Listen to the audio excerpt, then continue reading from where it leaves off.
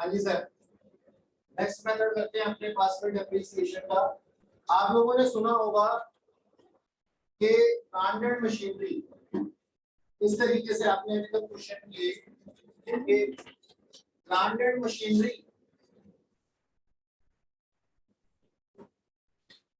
मान लीजिए कितने की थी, 20 लाख रुपीस की, 20 लाख रुपीस की ब्रांडेड मशीनरी थी। इसकी स्क्रैप वैल्यू थी 2 लाख रुपीस और इसकी एस्टिमेटेड लाइफ थी 18 इयर्स। तो बताइए इसका डेप्रिसिएशन कितना होगा? आवाज नहीं आ रही मुझे, अभी भी नहीं आई। 1 लाख कैसे निकाला आपने?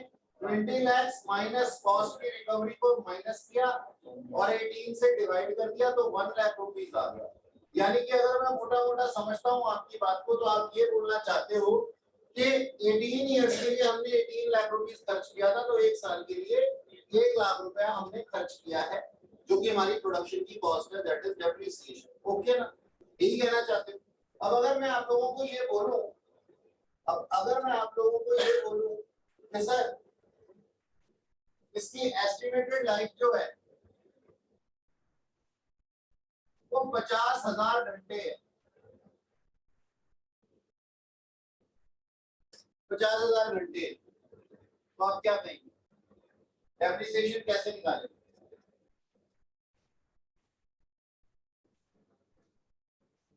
बताइए डेप्रिसिएशन कैसे निकालेंगे? सर लाइफ से डिवाइड कर देंगे। यहाँ कितना आ जाएगा अमाउंट? बोलिए अमाउंट कितना आ जाएगा? कैलकुलेटर निकालिए, उसको पिलर लगाइए, ना के फोड़िए उसके ऊपर। कितना? पूरा 36 आ रहा है, पूरा 36, ना आगे ना पीछे। ठीक है, अब थोड़ा इधर देखना, ये 36 डेप्रिसिएशन पर एनम है क्या? डेप्रिसिएशन तो पर एनम लगता है, डेप्रिसिएशन तो पर एनम लगता है ना जी। तो ये तो पर एनम नहीं आया हमारे पास, क्योंकि क्यों नहीं आया? क्योंकि हमें पता ही नहीं है कि एक साल में कितने घंटे मशीन चली थी।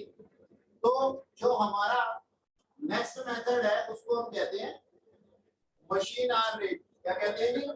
मशीन आर रेट, MHR, जिसके लिए अंदर लाइफ जो होती है मशीन की हमारे को आर्मी बेसिस पे दी हुई होती है। तो ये नहीं बताना, यानी कि कभी आप जाते हो किसी दुकान में तो वो आपको कहता है ये बल्ब है, ये बल्ब 5 साल चलेगा, या फिर ये भी कह सकता है वो कि ये 10,000 घंटे चलेगा। लाइफ इसमें मेजर की जा सकती है, आर्ट्स में भी की जा सकती है। तो आर्ट्स में लाइफ मेजर की जा रही है यहाँ पे।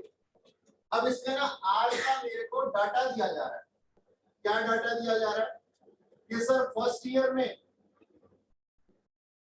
में जो है वो 10,000 घंटे चली है ये प्लांटेड मशीन। सेकेंड ईयर में सर 20,000 चली है, और थर्ड ईयर में रिमेनिंग कितने हो गए? 20,000 घंटे, 20,000 आवर्स। इस तरीके से मेरे को डाटा दिया हुआ है, तो मैं पर एनम का अपना डेप्रिसिएशन निकाल सकता हूँ। कैसे? इस तरीके से सबसे पहले तो वही चीज 20 lakh minus 2 lakh divided by 50,000 घंटे। आपने बताया था ये रेट निकल करके आता है 36, यानी कि 36 रुपीस पर आवर का हमारा डेप्रिसिएशन है। सो डेप्रिसिएशन फॉर फर्स्ट ईयर 36 रुपए पर आवर, तो कितने आवर? सर 10,000 आवर्स, तो 3,60,000 का डेप्रिसिएशन हो गया सर फर्स्ट ईयर में, मानते हैं? ठीक है sir. Depreciation for second year again 36 multiplied by 20,000, कितना हो जाएगा? 7,20,000। और सर थर्ड ईयर में भी सेम ही रहेगा, तो मेरे को अपनी प्लांटेड मशीनरी के लिए डेप्रिसिएशन मिल जाता है कितना सर? फर्स्ट ईयर में 3,60,000 बैलेंस सीडी आ जाएगा 18 लाख को, क्या नाम है, 20 लाख में से माइनस करके, और फिर आगे 7,20,000 और 7,20,000 ये हमारे पास में डेप्रिसिएशन आ जाएगा अगर हमें रेट ऑफ डेप्रिसिएशन नहीं दिया हुआ तो। कोई शक इसमें? इसको कहते हैं मेथड को मशीन आर रेट। फटाफट से इसको नोट करो, जल्दी से, जल्दी नोट करो।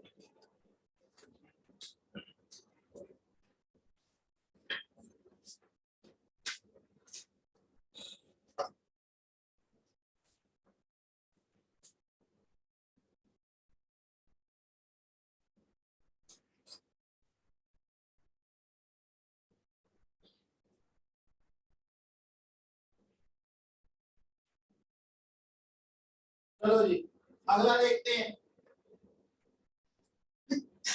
अगला है हमारे पास में पर यूनिट मेथड।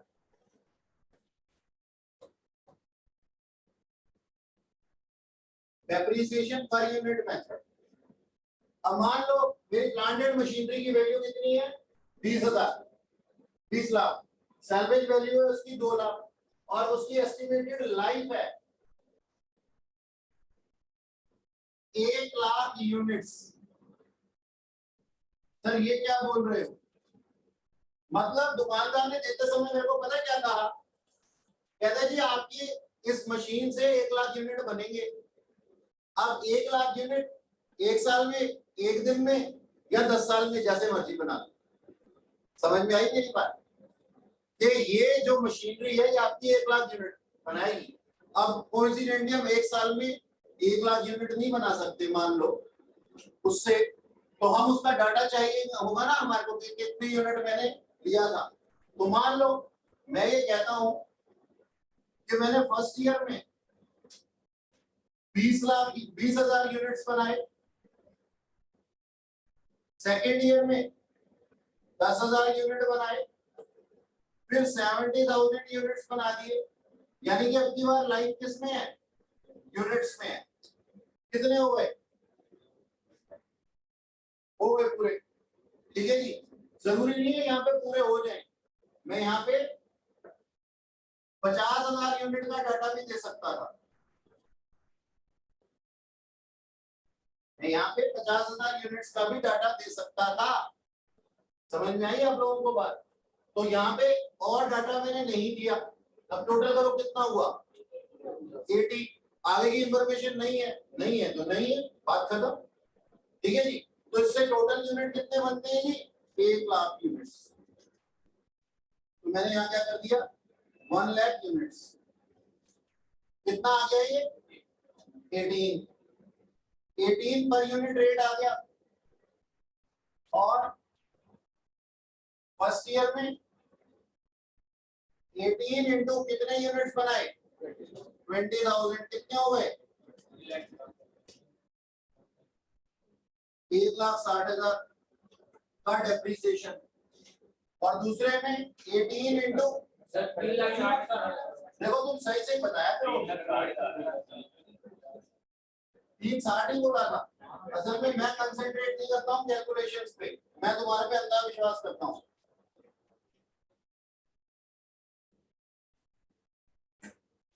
1,80,000। और फिर थर्ड ईयर में 9 लाख। 18 इंटू 50,000 कितना? 9 लाख। नोट करो जी जल्दी से, मेरे हिसाब से कोई दिक्कत नहीं होनी चाहिए किसी को।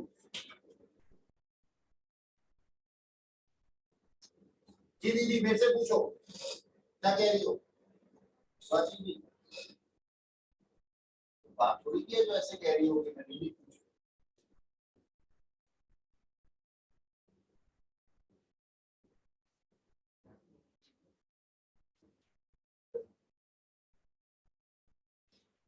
हो गया? मतलब सोचना ही मत ऐसे ऐसे क्वेश्चन मारने के लिए।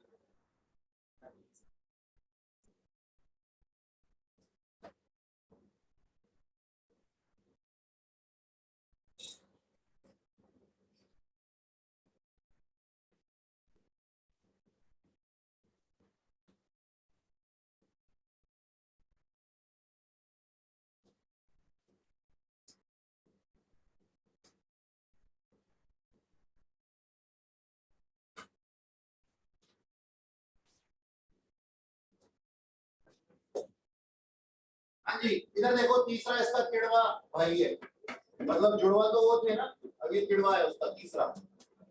अब यहाँ पे ना मैंने लैंड खरीदी ऑन लीज, कितने की? 20 लाख रुपए, ठीक है जी। और इसके नीचे से मैं एक्सट्रैक्ट जो क्या नाम है अपने पास में, मतलब ये होती क्या है डिप्रीशिएशन मेथड का मतलब क्या होता है, मैं ना कोई क्वेरी ले लेता हूँ, कोई लैंड ले लेता हूँ, कोई माइन ले लेता हूँ किराए पे, और उसको खोदना शुरू करता हूँ, उसके अंदर से जो मिनरल्स निकलते हैं उन मिनरल्स को निकालना मेरा मेन काम होता है। अब ये मिनरल्स को निकालने के लिए मैंने कोई प्लांट एंड मशीनरी तो खरीदी नहीं है, हो सकता है खरीदी भी हो, लेकिन मैं यहाँ पे लीज और लैंड की बात कर रहा हूँ। अब लैंड के ऊपर मैंने पैसा खर्च किया है, यानी कि मैंने वो लैंड के लिए कुछ फी दी है, कितनी दी है? 20 लाख रुपए, 20 लाख रुपए। और वहां पे जो मिनरल्स हैं, वहां पे जो मिनरल्स हैं, मान लो वो 2 लाख टन है, 2 लाख टन, ठीक है जी। ओके, यहाँ पे स्क्रैप वैल्यू नहीं हो सकती, क्यों नहीं होती स्क्रैप वैल्यू? सर लैंड के ऊपर क्या स्क्रैप वैल्यू करोगे आप? बात समझ में आई? तो हम क्या कहते हैं, लैंड हमने लीज पे ली है, कितने मिनरल्स निकाल सकते हैं हम? 2 लाख तक। हमने फर्स्ट ईयर में कितने टन निकाल लिए? मान लो 1 लाख टन, ठीक है। सेकेंड ईयर में कितना निकाल लिया? 50,000 टन, और थर्ड ईयर में भी 50,000 टन, इस तरीके से निकाला, ठीक है जी। ओके, तो अब हम लैंड के ऊपर डेप्रिसिएशन नहीं लगा रहे, वो जो फी पे की है ना लैंड परचेज करने के लिए, ये अमाउंट, यानी कि मैं क्या कहता हूं, मैंने ये 20 लाख किस लिए खर्च किए थे? मैंने ये 20 लाख खर्च किए थे इस 2 लाख टन को एक्सट्रैक्ट करने के लिए। तो पर टन के लिए कितना एक्सट्रैक्ट करने के लिए पैसा मेरा लगा, और 1 साल में मैंने कितना टन एक्सट्रैक्ट किया, उससे मेरा अमाउंट निकल करके आ जाएगा। चेक करते हैं। अब यहाँ पे मैंने बोला जैसा कि स्क्रैप वैल्यू तो है नहीं, तो 20 लाख को मैंने डिवाइड किया 2 लाख से, तो रेट कितना आ गया जी? 10। फर्स्ट ईयर में कितना हुआ सर? 10 इंटू 1 लाख,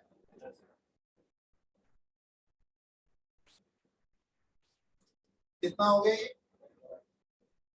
10 लाख। तो फर्स्ट ईयर में जो फी मैंने पे की थी उसका 10 लाख जो है वो खर्च हो चुका है, खत्म हो चुका है। सेकेंड ईयर में 10 इंटू 50,000 टन, यानी कि 5 लाख, और नेक्स्ट ईयर में भी सेम 5। कोई शक? जल्दी से करो फटाफट से।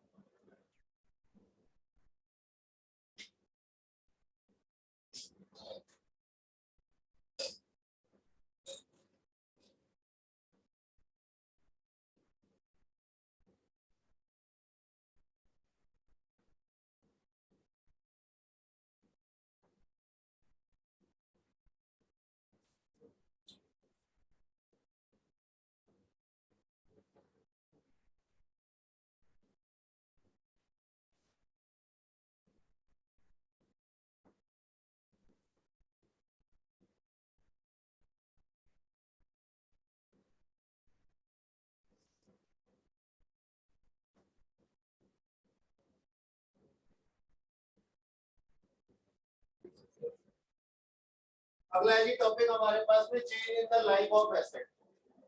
ये भी बहुत आसान है। इधर देखो, कोई भी प्लांट एंड मशीनरी जब तुम ये कहते हो कि वो तुम्हारे पास में 10 साल तक चलेगी, तो ये एस्टिमेटेड होता है या फिर एक्चुअल होता है? एस्टिमेटेड होता है, ठीक है। आप पूरा का पूरा एक सब्जेक्ट में पढ़ोगे इंटर के अंदर, कॉस्टिंग। कॉस्टिंग क्या है? पूरा एस्टिमेशन के ऊपर बेस्ड होता है।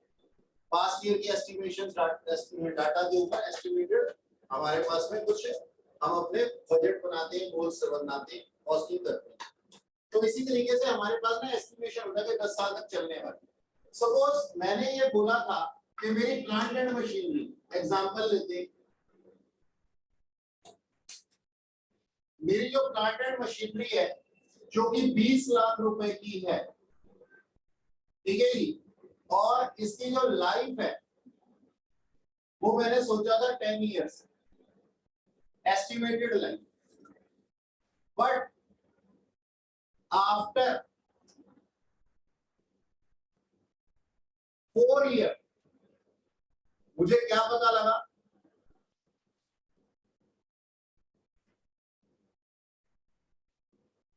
पार्ट 1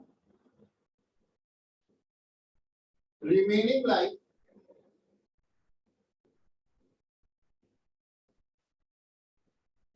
remaining life 2 years और पार्ट 2 remaining life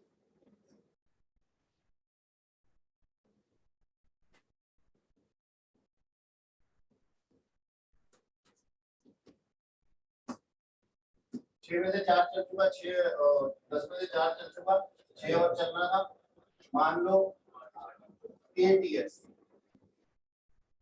ठीक है जी। पहले इसको देखते हैं, यहाँ पे डेप्रिसिएशन बदल जाएगा। कैसे बदल जाएगा सर? हमने क्या सोचा था, हमने क्या सोचा था, ठीक है। आई होप ये स्पेलिंग सही है। और टाइम हो गया सर, हमें कैसे पता, हम भी तो आपके जैसे ही। अच्छा जी, चलो जो भी है, तो 20 लाख डिवाइडेड बाय 10, मैंने क्या सोचा था, कितने का डेप्रिसिएशन हो जाएगा ये? 2 लाख रुपए का। अब फर्स्ट ईयर चला गया, सेकंड ईयर चला गया, थर्ड ईयर चला गया, फोर्थ ईयर चला गया। फोर्थ ईयर के एंड में मैंने रियलाइज किया, तो तब तक मेरे 8 लाख रुपए तो जा चुके हैं ना। 2 लाख इंटू 4, 8 लाख रुपए तो पीएनआर अकाउंट में जा चुके। मानते हो कि नहीं मानते हो? हाँ सर मानते हैं। रिमेनिंग, हाँ बोलो। 2 पार्ट में मतलब तो पार्ट 2 को भी मत देखो गुरुजी, पार्ट 2 में बाद में करवाऊंगा, पार्ट 1 करेंगे पहले। मैंने ऐसा सोचा था, ऐसे ही वहां पे भी लिखूंगा, सोचा था। नहीं, 2 मशीनरी के पार्ट नहीं है ये क्वेश्चन का पार्ट 1 है और क्वेश्चन का पार्ट 2। अब समझ में आ गया? ठीक है, अब इधर देखो, वापस आओ जी। हमने सोचा था 2 लाख रुपए पर एनम का डेप्रिसिएशन होगा, 4 सालों तक इसी गलतफहमी में जी रहे थे। रिमेनिंग वैल्यू कितनी रह गई है? रिमेनिंग वैल्यू रह गई है सर 20 लाख में से 8 लाख गया, 12 लाख, और रिमेनिंग लाइफ कितनी रह गई है?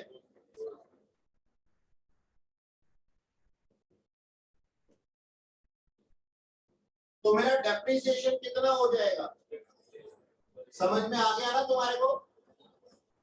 12 लाख डिवाइडेड बाय 2 ईयर और 6 लाख रुपए का डेप्रिसिएशन हर साल लगेगा। यानी कि जो मैं 2-2 लाख करके डेप्रिशिएट कर रहा था, फर्स्ट ईयर का डेप्रिसिएशन कितना? 2 लाख, सेकेंड ईयर का कितना? 2, 3, 4, 4 सालों तक 2-2 लाख, 5वें साल में एकाएक 6 लाख, और छठे साल में पूरा का पूरा 6 लाख, खत्म। बात समझ में आई? ऐसे इसकी लाइफ बदल गई, तो लाइफ बदलने से डेप्रिसिएशन भी बदला। हमने देखा जब उसकी लाइफ कम हो गई एस्टिमेटेड लाइफ से, तो उसका डेप्रिसिएशन बढ़ गया, ये हमने देखा। और अगर इसका रिवर्स हो जाए, हमने सोचा था 10 साल चलेगी और आफ्टर 4 ईयर मैंने क्या रियलाइज किया कि अब 8 साल रह गए हैं, अभी तो और चलेगी। यानी कि मेरा एस्टिमेशन गलत था, लेकिन अच्छे तरीके पॉजिटिव फिगर से गलत था। तो हम यही चीज वहां पे भी करेंगे। क्या करेंगे? हमने सोचा था कि हमारा डेप्रिसिएशन पर एनम कितना आएगा? 2 लाख, ठीक है ना? ओके, अच्छा, अब पीएनआर अकाउंट में कितना डाल चुका होऊंगा सर? वही जो अभी यहाँ पे किया था, 8 लाख, ठीक है जी। सर उसकी रिमेनिंग वैल्यू कितनी है?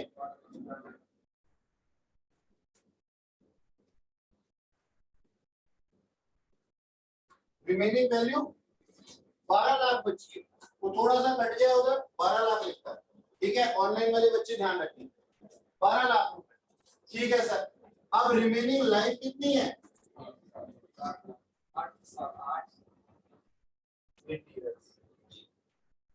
8 इयर्स। तो मेरा डेप्रिसिएशन पर एनम कितना हो जाएगा? 12 lakh divided by 8 years, 1,50,000 rupees. बढ़िया है। तो आप देख सकते हैं कि अगर लाइफ बढ़ जाए तो डेप्रिसिएशन कम हो जाता है पहले से। पहले कितना लग रहा था? 2-2 लाख। और अगर लाइफ घट जाए तो क्या होगा? डेप्रिसिएशन बढ़ जाएगा। ओके, फटाफट से नोट करो।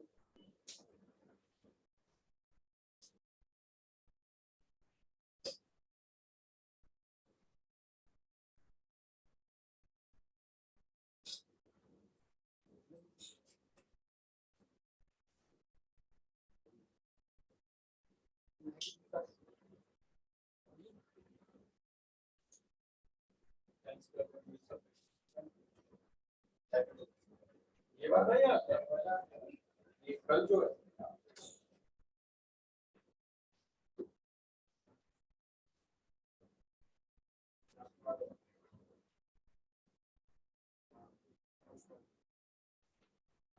मुझे शुरू करना है।